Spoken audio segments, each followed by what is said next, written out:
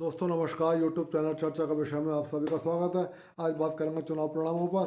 सबसे पहले मैं ये कह दूं कि चाहे झारखंड हो और चाहे महाराष्ट्र हो, सभी आंकड़ेबाजों के आंकड़े विफल हो गए। दोनों जगह की जनता ने प्रचंड बहुमत दिया है, अप्रत्याशित जनादेश दिया है और एक दूसरे के विपरीत दिया। सबसे पहले झारखंड की बात करते हैं। झारखंड में पूरी उम्मीद थी सभी को, मैं भी उसमें शामिल था, कि सरकार एनडीए की बनेगी। लेकिन वहां पर जेएमएम के मोर्चे के नेतृत्व में सहयोगी दलों ने प्रचंड बहुमत से जीत हासिल करी है। दोस्तों, अभी शुरुआती दौर पर जब हम विश्लेषण करते हैं तो मुझे दो कारण नजर आते हैं जेएमएम की जीत के।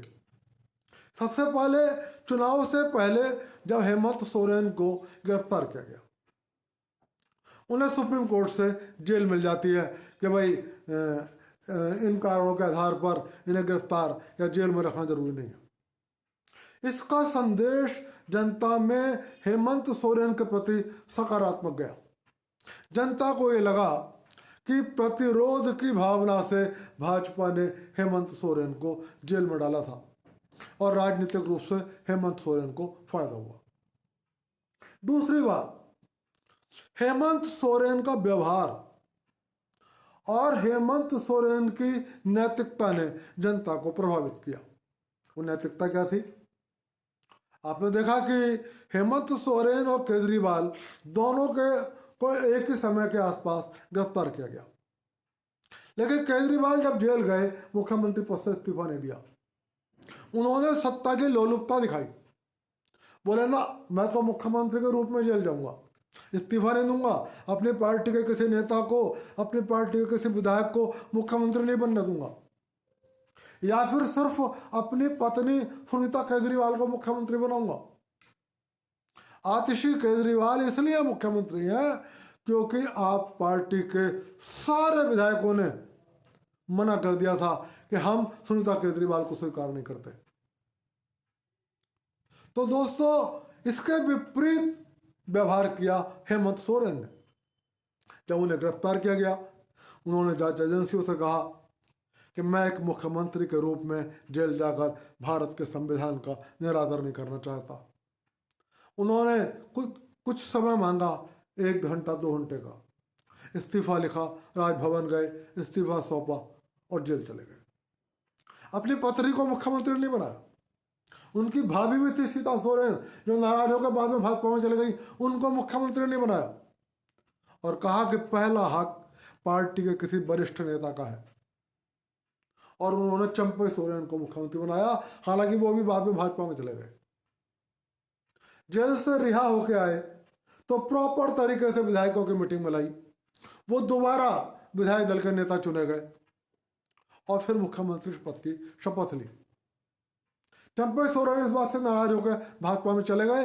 लेकिन जनता को हेमंत सोरेन का यह नैतिक व्यवहार, मुझे लगता है, अच्छा लगा और जनता को यह लगा कि भारतीय जनता पार्टी राजनीतिक बदला लेने के लिए प्रतिरोध की भावना से, राजनीतिक प्रतिरोध की भावना से हेमंत सोरेन को जेल में डालना चाहती है।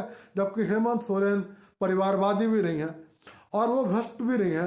यदि वो भ्रष्ट होते तो वो अपनी पार्टी के किसी और विधायक को नहीं, अपने परिवार के सदस्य को बनाते। इसलिए मुझे लगता है अभी शुरुआती दौर में कि झारखंड में हेमंत सोरेन को जनता ने विजयी बनाया।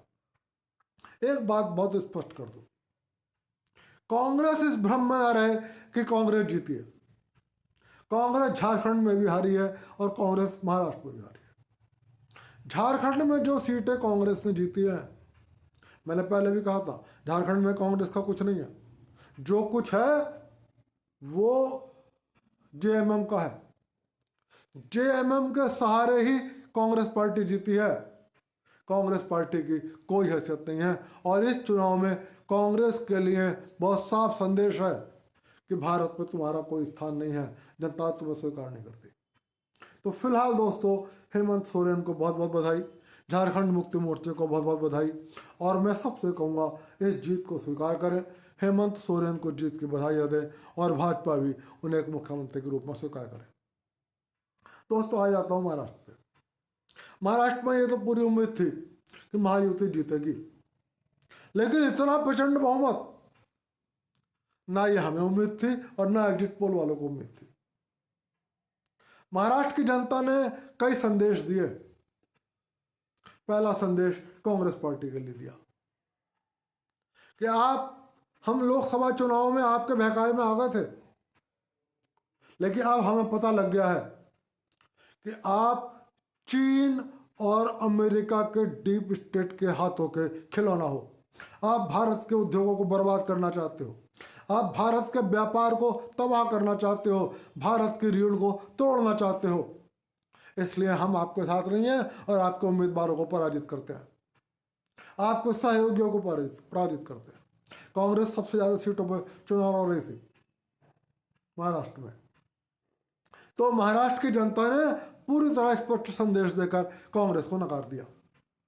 और साफ कांग्रेस नेतृत्व को संदेश है, कांग्रेस कार्यकर्ताओं को संदेश है, सत्ता में आना है तो गांधी परिवार से छुटकारा पाओ। मल्लिकार्जुन खड़गे दिखावे के अध्यक्ष हैं, उनकी हैसियत इतनी नहीं है कि एक कमरे के आगे खड़े दरवान से कह दें कि तुम दूसरे कमरे के आगे खड़े हो जाओ, जो वहां पत्ता भी नहीं हिल सकता गांधी परिवार के बिना। दूसरा संदेश शरद पवार जी के लिए कि परिवार के अंदर आप एकजुटता लाओ, नहीं लाओगे तो लोकसभा में हमने भले ही आपका साथ दे दिया था, लेकिन हम प्रदेश के मामले में अजीत पवार के साथ हैं। यदि आप एकता स्थापित करते हो तो करो, और नहीं करते हो तो एनसीपी शरद पवार की। तीसरा संदेश शिवसेना के लिए। शिवसेना पिछली बार भाजपा के साथ चुनाव मिलकर लड़ी थी और उस समय बहुमत मिला था इन दोनों को, लेकिन उद्धव ठाकरे ने धोखेबाजी करी थी। शिवसेना ने धोखा दिया था और कांग्रेस के साथ चली गई थी, एनसीपी के साथ चली गई थी। जनता का संदेश है कि हम धोखेबाजों को पसंद नहीं करते,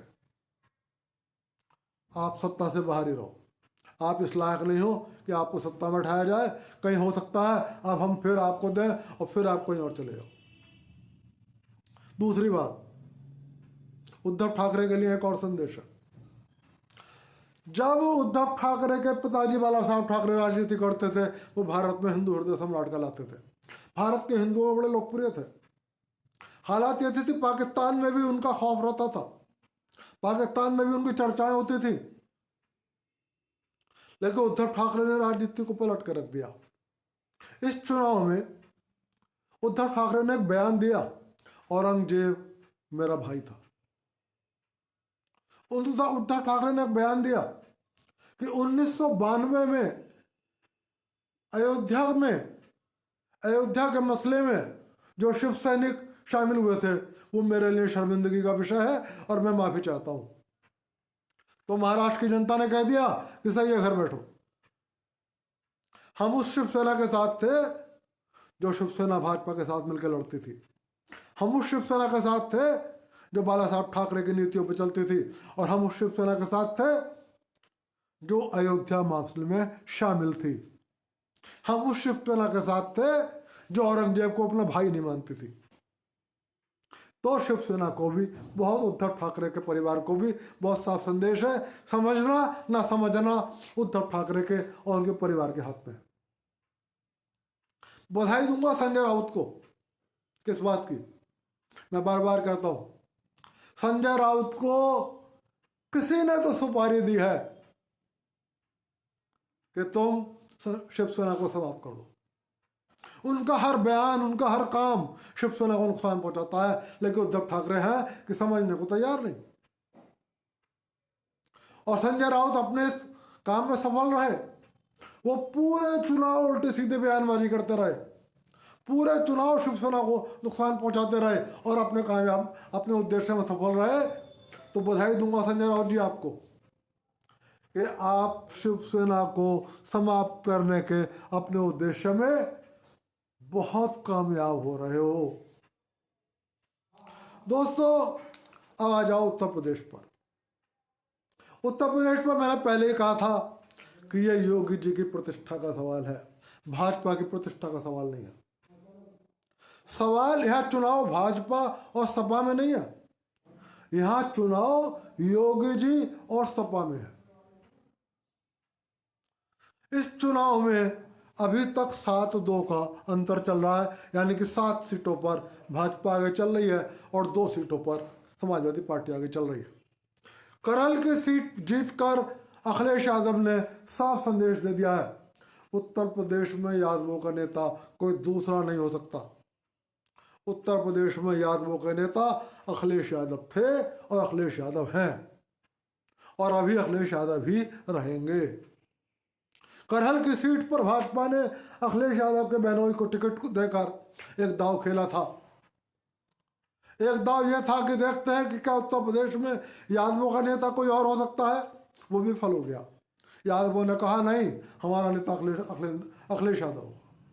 और दूसरी बात, दूसरा प्रयास किया था कि यादव परिवार को करहल तक सीमित कर दो और बाकी 8 चुनाव पर सपा को पराजित करो। किसी हद तक यहाँ भाजपा सफल हो गई। पूरा यादव परिवार करहल में सीमित हो गया और 8 में से 7 सीटें भाजपा फिलहाल आगे चल रही है और संभव तो जीत जाएगी। यहां सरकार में शामिल योगी विरोधी मंत्रियों और उत्तर प्रदेश भाजपा के उन नेताओं और पदाधिकारियों को साफ संदेश है उत्तर प्रदेश की जनता का, आप योगी जी से हो, योगी जी आपसे नहीं है। उत्तर प्रदेश में सत्ता भाजपा के पास आपकी वजह से नहीं है, उत्तर प्रदेश में भाजपा के पास सत्ता योगी जी की वजह से। 2022 के चुनाव में भी योगी जी नहीं होते तो भाजपा हार जाती और समाजवादी पार्टी सत्ता में आ जाती। मैं बहुत विश्वास के साथ कह रहा हूं, योगी सरकार के बहुत सारे मंत्री और उत्तर प्रदेश भारतीय जनता पार्टी के बहुत सारे नेता ये चाहते थे कि इन उपचुनाव में भाजपा हार जाए ताकि उन्हें योगी जी के खिलाफ फिर मोर्चा खोलने का मौका मिल जाए और कहें अलग केंद्र से जाके हटाओ योगी जी को। उन सब के मंसूबे धरे रह गए।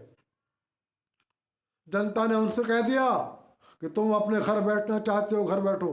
तुम वोट मांगने नहीं आओगे, मत आओ। तुम प्रचार करने नहीं आओगे, मत आओ। हम खुद प्रचार करेंगे, हम खुद जाके वोट डालेंगे। और जनता ने योगी जी की मजबूती पर मोहर लगा दी और उत्तर प्रदेश के परिणामों का स्पष्ट संदेश है कि उत्तर प्रदेश की जनता लोकसभा में बहक गई थी डीप स्टेट के द्वारा पैदा किए गए कारणों पर, लेकिन उत्तर प्रदेश की जनता मोदी और योगी के साथ खड़ी है और भाजपा के उन नेताओं के भी खिलाफ है जो योगी जी को हटाना चाहते हैं। दोस्तों, केरल के वायनाड से प्रियंका गांधी जीत गई हैं, इसमें कोई बहुत बड़ी बात नहीं है।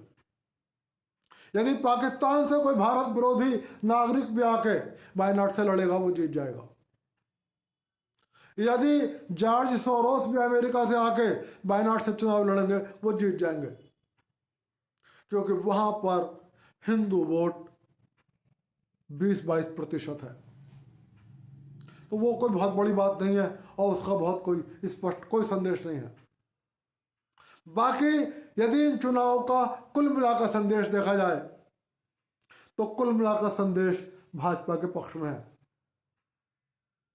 हाँ, झारखंड में जरूर ये बात कही गई है कि आपको राजनीतिक बदले की भावना से काम नहीं कर रहा है।